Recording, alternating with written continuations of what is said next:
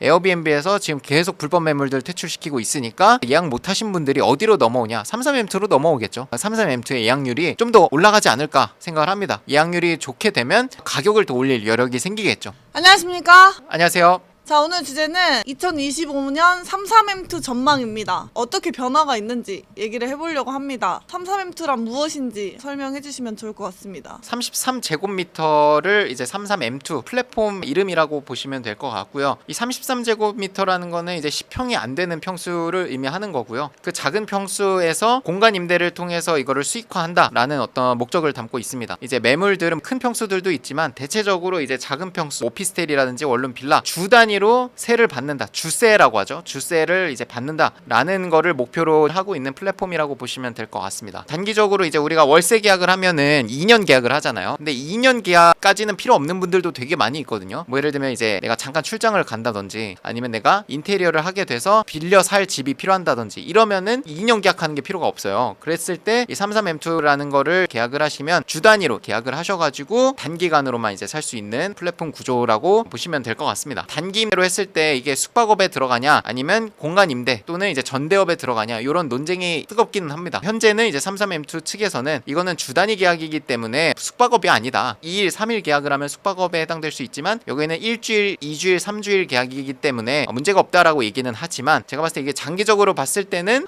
논란의 여지가 있을 수는 있습니다. 숙박업을 담당하는 부서에서 봤을 때는 이게 문제가 될 수도 있다라고 저는 개인적으로 생각은 하고 있습니다. 33M2를 직접 운영을 해보셨잖아요. 어떠셨는지 2024년 초기에 하셨을 때랑 지금의 변화 체감하시는지. 수요 측면에서 봤을 때는 제가 5년, 10년 이렇게 해본 건 아니지만 1년 동안 놓고 봤을 때는 해놓은 위치가 굉장히 직주 근접이 좋은 데다 보니까 수요는 꾸준히 있었습니다. 제가 운영하면서 나왔던 거는 에어비앤비에서 이제 오피스텔 매물은 내보내겠다라고 공표를 했고 숙박업 등록증이 등록되지 않은 물건들도 매물이 안 보이게 감춰지고 있거든요. 그런 점에서 이제 변동은 있었으나 숙소를 예약하시는 분들의 수요는 꾸준히 지금까지도 예약이 차고 있습니다. 그런 점에서는 뭐 크게 변화는 없지만 어쨌든 법이 계속 개정되는 거는 우리가 우리 힘으로 어떻게 할 수는 없는 거기 때문에 위험 요소가 좀 있는 거는 같습니다. 최초에도 말씀드렸던 거 이 33M2를 하실 분들은 빨리 하셔라. 법이 바뀌고 나면 나중에 시작하기는 더더더 어려워질 거기 때문에 빨리 시작하셔라 라고 말씀을 드렸고 저도 해야겠다 생각을 하고 한 달 만에 계약을 한 게 그 이유였었죠. 법이 생긴다는 건 점점점 어려워진다는 것을 의미를 하고 그게 아직 뭐 확정적인 거는 없으나 계속 이제 에어비앤비도 포함해서 숙박업에 대한 관리 그리고 규제 이런 것들이 생길 수 있다는 거 말씀을 드리고 싶습니다. 올해 33M2에 어떤 변화가 있을지 주목해야 할 점이 있다면 소개해 주시면 좋을 것 같습니다.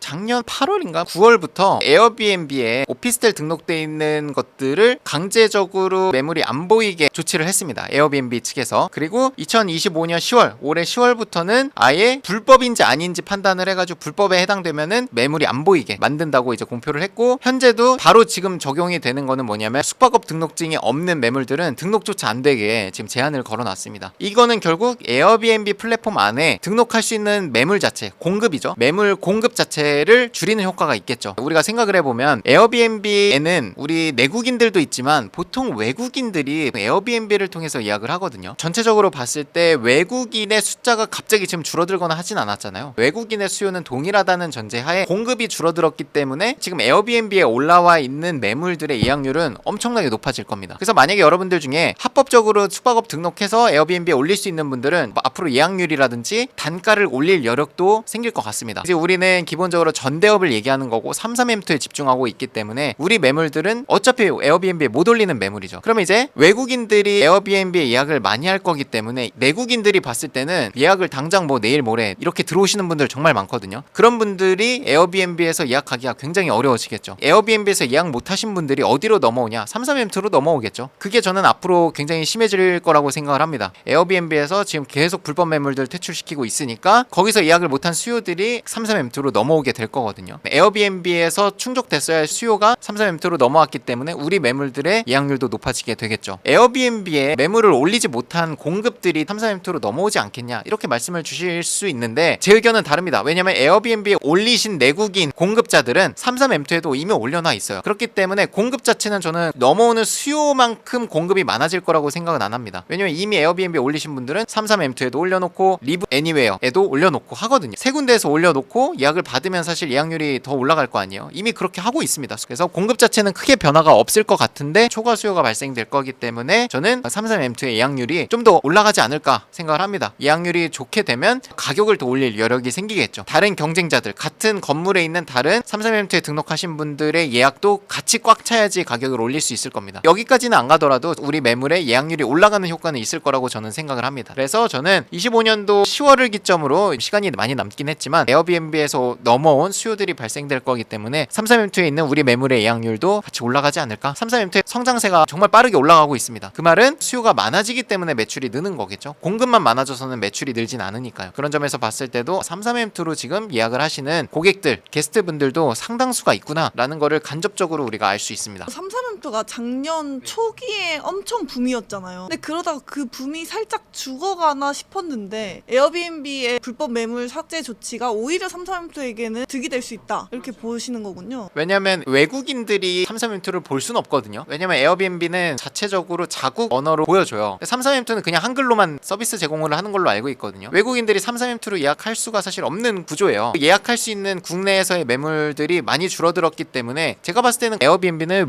외국인으로만 소진이 될 것 같아요. 매물들이. 외국인들이 에어비앤비로 예약을 하려고 했을 때 예약할 수 있는 시간이나 뭐 날짜가 없다라고 하면은 뭐 내국인들은 33M2로 넘어오겠죠. 그 프로세스를 말씀드린 거예요. 25년도, 26년도에는 기회가 오지 않을까. 다만 제가 앞서 말씀드린 대로 그런 기회가 있지만 규제라든지 이런 거는 예상할 수는 없습니다. 25년도 33M2 전망은 나쁘지 않다 생각을 합니다. 제가 이제 33M2를 어떻게 계약을 하고 사업자를 어떻게 내고 매물을 어떻게 찾고 수익률 분석을 어떻게 하고 이런 것들은 제가 강의로 정리를 했으니까 그거를 참고해 보셔도 되고 뒤에서 말씀드릴 우리 세미나 자리에서 또 단기 임대 특강식으로 이제 준비를 했으니까 그거를 들어보셔도 될 것 같습니다. 어쨌든 법이 아직 생기기 전이기 때문에 이게 나오기 전에 빨리 시작해야 좀 유리하지 않을까 생각을 합니다. 그리고 법이 나오더라도 투자금을 날리는 거는 아니거든요. 보증금은 어쨌든 보호가 되니까 나중에 문제가 되면 중도 퇴실 하셔가지고 매물 내놓고 계약이 되면은 중도 퇴실이기 때문에 중개 수수료는 물 수 있으나 큰 돈의 어떤 위약금이라든지 이런 건 없으니까 일단 빨리 시작하시고 문제가 발생되면 최대한 해결을 해보시다가 정 안 된다 하면은 월세로 매물을 다시 내놓고 계약이 되도록. 왜냐면 지금 월세 내놨을 때 계약되는 속도가 기간이 굉장히 짧거든요. 계약될 때까지 월세 부담은 우리가 해야 되니까 문제점이 발생했을 때도 우리가 빨리 이거를 회수할 수 있는 기간도 지금 나쁘지 않습니다. 월세 계약이 빨리빨리 되는 추세이기 때문에. 보증금하고 월세가 너무 많이 올라서 사실 매물 찾기 힘들다 이렇게 생각하시는 분들도 계시더라고요. 어떻게 생각하세요? 내가 여기에 집중해서 하겠다라고 하면은 전대차로 하는 게 아니라 집을 매수해서 매수할 때 가격이 떨어지는 게 무서우면 경매로 매수를 해서 33M2로 등록을 하는 것도 괜찮을 것 같습니다. 그러면 법적인 거에서 상당 부분 자유로워지거든요. 전대차이기 때문에 문제인데 남의 집을 내가 빌려서 남한테 빌려주는 구조기 때문에 문제가 되는데 내가 소유자가 되면 얘기가 달라지거든요. 제가 봤을 때 이제 경매를 접목시켜서 투자금이 좀 들어갈지언정 소유자가 돼서 월세 대신 단기 임대로 돌리는 거는 법적인 문제에서 상당히 자유로워질 뿐만 아니라 경매로 취득을 했기 때문에 매도 차익도 가져갈 수 있어서 저는 뭐 월세 올라가는 게 걱정이다 하면은 내가 소유자가 되는 것도 나쁘지 않다고는 생각을 합니다. 빌라의 가격도 떨어져 있고 그걸 더 싸게 사는 거고 게다가 월세보다 단기 임대가 수익률이 훨씬 높으니까 경매로 받으면 대출도 상당히 잘 나오는 편이기 때문에 2천에서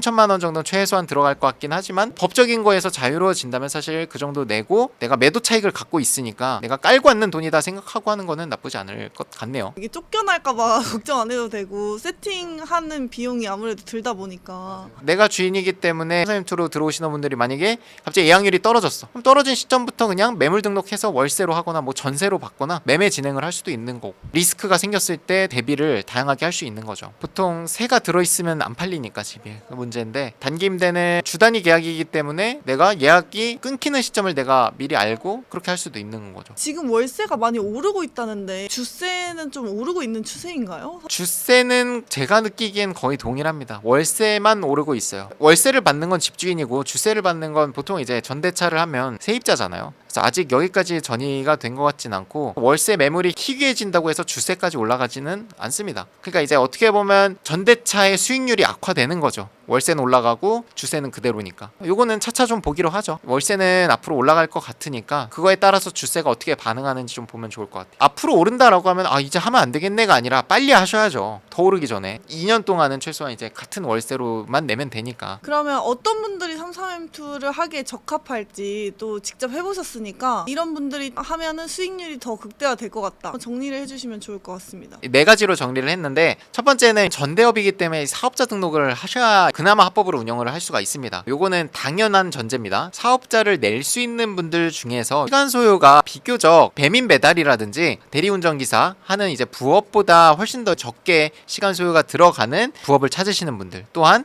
1,000만 원 이하의 소액으로 월세 흐름을 만들고 싶으신 분들한테 적합할 것 같아요. 그게 이제 첫 번째 요소고, 두 번째 요소는 한 달마다 이제 고객이 바뀌기 때문에 계속적으로 안내해줘야 될 사항들이 생기고 뭔가 요구하는 것들이 생기거든요. 그랬을 때 이제 서비스업에 종사하신 분들은 좀 유리할 수 있겠다라고 생각을 했습니다. 어쨌든 고객이기 때문에 고객 만족을 드려야 좋은 후기가 작성되고 하잖아요. 그런 점에서 서비스업 쪽에 좀 경험이 있으신 분들이 하면은 응대하는데 좀 잘할 수 있겠다 생각이 들었습니다. 그리고 세 번째는 미적 감각이 뛰어나신 분들. 이 미적 감각이라는 건 사진을 예쁘게 찍으시는 분들, 또는 공간 감각이 좀 뛰어나셔서 가구 배치라든지 색깔의 조합 이런 거를 잘 보시는 분들이 있거든요. 33M2로 내 매물을 등록할 때는 사진이 첫인상이 되거든요. 그게 최대한 예쁘게 나와야 예약률이 올라가는 효과가 있기 때문에 미적 감각이 좀 뛰어나신 분들 같은 경우에는 예약률을 좀 더 높이는 데 도움이 될 것 같다 생각을 합니다. 그리고 마지막 네 번째는 어쨌든 관리 차원에서 매물 현장에 가볼 일이 발생되거든요. 웬만한 건 이제 청소업자라든지 이런 분들한테 위임을 해도 되는데, 청소하시는 분들한테 매번 부탁할 수는 없어요. 그 현장이 너무 거리가 멀어버리면 내가 갈 수 없는 상황이 또 발생될 수 있거든요. 그래서 그런 점에서 내가 왔다 갔다 할 수 있는 가까운 곳에 위치한다면 내 매물 관리하는 차원에서 유리할 수 있겠다 생각을 합니다. 그래서 이렇게 네 가지 요소들에 해당되시는 분들은 33M2 할 때 유리한 점이 있지 않을까 생각을 합니다. 33M2 직접 운영해보시고 기대와 달랐던 점 이런 건 없었나요? 두 가지가 생각이 나는데, 일단 첫 번째는 제가 최초에 계산한 예약률에 맞지 않는 경우가 있다. 맞지 않다는 건 더 높은 경우도 있었지만 여기는 잘 나갈 것 같은데 생각보다 좀 떨어지는 데도 있었습니다. 그런 이제 변동성에 대한 리스크가 좀 있을 것 같아요. 한 채만 사실 운영을 하면은 이 변동성 때문에 좀 신경이 좀 많이 쓰일 것 같은데, 이 세 채를 운영하니까 그래도 서로 상호 보완이 돼서 평균을 좀 유지하게 되는데, 한 채만 운영했을 때는 좀 그런 변동성 때문에 또 리스크가 될 수도 있지 않을까 생각을 하고요. 두 번째는 컴플레인, 고객 응대하는데 시간 소요가 생각보다 많았습니다. 자동화로 만들어 가려고 노력을 했는데, 예를 들면 뭐 사이트에 이미 안내되어 있는 사항에 대해서 문자나 뭐 카톡으로 물어보시는 분들도 많이 계셨어요. 시간들이 들어가긴 하더라고요. 계시는 중간에는 연락할 일이 별로 없지만 최초 입실했을 때 문의가 오는 편입니다. 정말 큰 건 아니지만 생각보다 안내돼 있는 것에도 문의가 들어오는구나 라는 거를 알게 됐습니다. 그거 말고는 사실 뭐 외적인 건 별로 없었습니다. 많은 분들이 나에게 적합한 투자는 무엇일까 고민을 많이 하시는데, 세미나에 대해서 또 한번 소개해 주시면 도움이 많이 될 것 같습니다. 2월 22일 토요일 날 1시부터 5시 반, 아마 6시까지 진행될 것 같아요. 영등포에 있는 보나이F YP 센터에서 이제 세미나를 준비를 했습니다. 약 250분 정도 모실 수 있을 것 같고요. 세미나 외적으로도 사은품이라든지 여러분들 웰컴 키트, 뭐 선물들 많이 준비를 했으니까 많이들 와주시면 좋겠고, 제가 처음에 나와서 저희 리치스쿨의 방향성 그리고 새로운 로고 이런 거에 대해서 의미를 말씀드리고요. 25년도 경매 트렌드에 대해서 또 설명을 드릴 예정입니다. 두 번째로 이제 저희 졸업생이신 분홈님이 나오셔서 스터디 운영을 어떻게 하고 계신지와 그 스터디 멤버들이 어떻게 다 낙찰을 받으셨는지, 어떻게 수익화를 하셨는지부터 이제 스터디 운영, 그리고 분홈님의 개인적인 스토리까지 우리가 들어볼 수 있을 것 같고요. 용환님이 오셔서 서울 빌라 단타에 초점을 맞춰서 매도 차익을 어떻게 만들었는지 조사하는 팁, 이런 거를 말씀드릴 예정입니다. 2부에는 우리 제이맨님이 올라오셔서 이제 상업용 공간 임대, 음악 공간 사업을 하시거든요. 공간 임대를 어떻게 하는지와, 이제 수빈님이 올라오셔서 상업용이 아니라 이제 주택, 오늘 말씀드린 33M2에 좀 초점을 맞춰서 공간 임대 하는 거에 대해서 말씀을 드리고, 마지막에 법무사님의 이제 지분 경매 플러스 우리 토지 투자하시는 새로운 강사분이 올라오셔서 또 30분 정도 특강을 준비할 예정입니다. 경매, 지분 경매, 수강생분들 사례, 단기 임대, 토지까지 알차게 준비를 해봤는데 1년에 한 번밖에 안 하는 행사기 때문에 공부를 많이 하셨으면 좋겠습니다. 내가 더 배워보고 싶다 하시면 이제 정규 강의를 다 열 거니까 그거를 이제 또 들어보시면 더 심도 있게 배우실 수 있을 것 같습니다. 고생하셨습니다. 고생하셨습니다.